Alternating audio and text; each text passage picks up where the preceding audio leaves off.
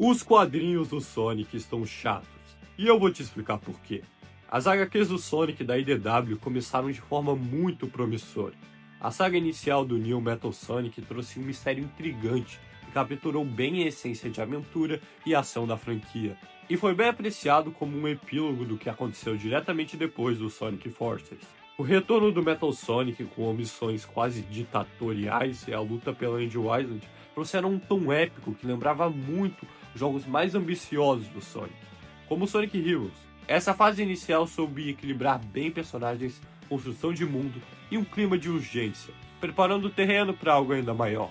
Logo em seguida veio a saga do Vírus de Metal, que apesar de apresentar falhas com uma ambientação pouco rica, sendo um mundo que não utiliza ao máximo as fases icônicas do universo Sonic, e tem umas localizações genéricas, e é pra ser um cenário que a gente vê o efeito desse apocalipse no mundo, então ter um cenário genérico não ajuda muito nisso. Também tendo uma caracterização questionável, principalmente no caso do Shadow, que ele agora não tem amigos, ele é um arrogante e tal, que realmente não condiz com a personalidade real dele, mas também alguns momentos do próprio Sonic, que é meio questionável. Mas ainda assim, mesmo com esses problemas, conseguiu criar uma narrativa com riscos reais, uma ameaça que se espalhava de maneira quase apocalíptica e colocava todos os personagens em situações limites. O vírus se tornou uma força imparável, e ver personagens importantes sendo infectados e sucumbindo ao desespero causava uma tensão crescente rara de se ver uma mídia derivada de videogame. Além disso, o conceito do Sonic ter que correr sem parar para evitar ser infectado acrescentava uma camada dramática muito interessante ao personagem. O clímax da saga foi espetacular, com o Super Sonic e o Super Silver usando a Warp Topaz para mandar todo o vírus metálico no sol. E apesar de seus tropeços, ela usou mais do que qualquer arco anterior, deixando uma grande marca na narrativa do quadrinho. No entanto, após o fim da saga do Metal Virus, os quadrinhos entraram numa fase mais morna, quase desinteressante. Arcos como Test Run deram a impressão de estarmos assistindo a episódios fillers, com mini-histórias que não avançavam nada tão significativo e introduziam ameaças desproporcionais à escala que a série havia alcançado. A gente tinha uns personagens legalzinhos sendo desenvolvidos, como a Belle e a ascensão do Starline, mas não era nada demais. E pior ainda, os vilões que vieram a seguir pareciam completamente deslocados do universo do Sonic. Clutch, um mafioso de quinta categoria, e Mimi, um vilão espião com traumas e motivações genéricas. Eles simplesmente não combinam com o tom e a proposta da franquia. O Sonic não é o tipo de herói que combate pequenos chefes do crime organizado ou infiltrações de agentes duvidosos. Ele é um aventureiro que enfrenta robôs gigantes, cientistas megalomaníacos, entidades do tempo e do espaço, monstros caóticos e ameaças globais. Reduzir esse universo vasto a histórias sobre crime de rua e espionagem tira totalmente a identidade da série.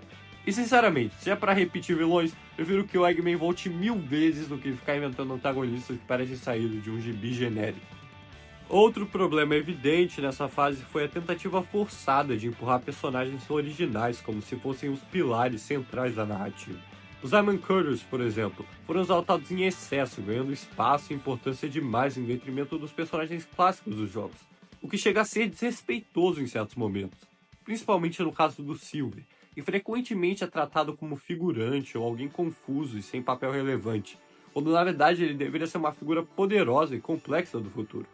A Whisper, que tem um design interessante e um passado trágico, acabou se tornando uma caricatura de si mesma, chorando toda vez que ela aparece, como se sua única função fosse ser a personagem triste da vez. E a Lanolin, sinceramente, não tem carisma necessário para sustentar o destaque que recebe, sendo muitas vezes simplesmente chata. Esse desequilíbrio no foco tira a graça de acompanhar a série para os fãs que cresceram com os personagens clássicos e esperam vê-los brilhando. Apesar de tudo isso, ainda há esperança para os quadrinhos. A introdução da Surge e do Kit trouxe um novo fôlego. Eles sim se encaixam no universo do Sonic, não apenas pelo visual estilizado e diferenciado, mas pelas motivações mais agressivas e pela forma como desafiam o próprio Sonic e Tails. São personagens que trazem conflito físico e ideológico, funcionando bem como rivais e com muito mais substância do que os vilões anteriores, que podem proporcionar agora, desta vez, o Surge e o Kit, podem proporcionar uma luta com o Sonic e o Tails, diferente com esses mafiosos ali que eles tentam colocar como ameaça. A saga da Egg Imperial City foi um ótimo exemplo de como usar bem o elenco e construir uma missão que parece tirada diretamente de um jogo do Sonic. Todos os personagens se unindo, cumprindo objetivos diferentes, enfrentando desafios variados, tudo com ritmo, tensão e senso de urgência. foi empolgante, divertido e fiel ao espírito da franquia. Já a saga do Sonic Riders também surpreendeu positivamente, capturando perfeitamente a estética, o clima e o estilo narrativo dos jogos da série Riders. É esse tipo de narrativa que os fãs querem, histórias que podem tranquilamente fazer parte do universo principal dos jogos. Outra melhoria notável foi a mudança na escrita. Com a Evan Stane atualmente, os personagens estão sendo tratados com mais fidelidade. Sonic tem uma vibe mais adventure, misturando com Black Knight, sendo bem fiel à versão canônica dos jogos, junto com Tails, Amy e até o Shadow, estão falando como deveriam, respeitando seus traços clássicos e suas personalidades como conhecemos nos jogos, especialmente considerando que os quadrinhos da IDW são considerados canônicos para a cronologia dos jogos. A proposta da série deveria ser justamente expandir esse universo sem deturpar o que já foi estabelecido. Não é necessário ter um arco apocalíptico em toda a saga, mas é indispensável manter um mundo coerente, com ameaças e histórias que façam sentido dentro do escopo do universo do Sonic.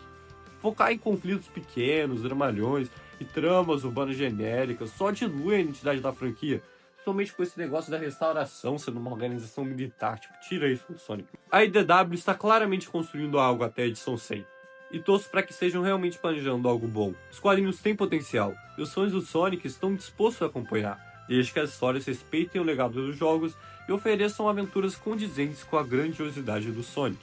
Se continuarem nessa linha positiva, com personagens bem escritos, ameaças relevantes e tramas que lembram as dos jogos, a série pode muito bem se tornar um dos pontos altos da marca Sonic. Mas se insistirem nos mesmos erros do pós-Metal Virus, aí será difícil manter o interesse. Só nos resta torcer para que eles não decepcionem.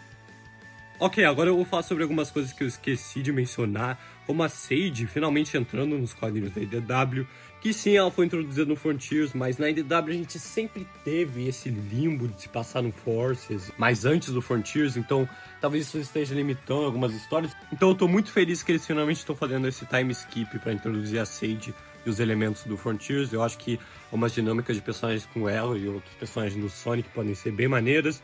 Fora isso, também a adição da Tangle, que é uma nova personagem, com os poderes dela de caldo são realmente bem implementados, junto com a personalidade animada dela. Eu acho que ela é uma boa adição pro universo do Sonic. O Eggman eu acho que foi bem escrito, a dinâmica dele com outros personagens, como ele aparece ameaçador pros outros personagens que não, são o Sonic. Eu realmente gostei disso. Mas o Metal Sonic também não é muito bom, ele é meio bucha. Ele tem esses momentos de aura, de ser ameaçador, mas em geral ele só perde, então... realmente. Também tem os Deadly Six do Sonic Lost World que estão nessas histórias. E olha, eu acho que eles são melhores aqui do que são no Sonic Lost World. O Ian Flynn consegue escrever eles de um jeito mais ameaçador, um pouquinho mais sério. Mas eles também não são muito bons, porque a base deles do Lost World realmente não é boa, então... por eles serem antagonistas genéricos, então... É o que tem pra hoje, né? Enfim, também tem outras histórias, como a do Sonic clássico da IDW. Eu realmente gosto dos personagens e do mundo introduzido nessa história. É bem maneiro. Também tem a mini saga do Scrapnik Island, que traz desenvolvimento pro Mecha Sonic Mark II.